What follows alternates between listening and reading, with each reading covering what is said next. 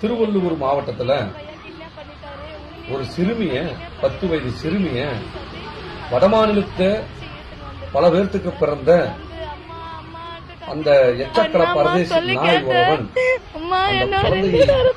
கதற கதற காத்துக்குள்ள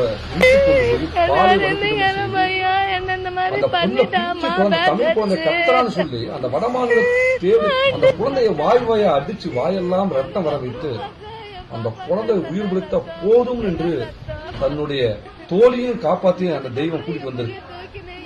இங்க தமிழ்நாட்டில் பாலியல் வன்கொடுமை என்பது தலைவிரிச்சு ஆடுது. 10 நாள் ஆகியும் இந்த காவல்துறையும் இந்த அரசும் அந்த நாயை சுட்டுத் தள்ளுவதற்கு எந்த ஒரு முன்னெச்சரிக்கை நடவடிக்கையும் நடந்து கொண்டாமல் தெரு தெருவாக தொலைவி கொண்டே இருக்கிறார்கள். இன்றைக்கு ஒரு அப்பாவி இளைஞனை அஜித்குமாரை உடனடியாக அடிச்சு கொன்ற அந்த காவல்துறை, அந்த மானங்கட்ட காவல்துறை ஏன் இந்த நாயை 10 நாள் ஆகியுமே ஒண்ணுமே கண்டுபிடிக்காம அந்த நாய் 10 நாளைக்கு மேலாகி சுதந்திரமா சுத்திட்டு இருக்கு? ஏன் உடனடியாக கண்டுபிடிக்கல?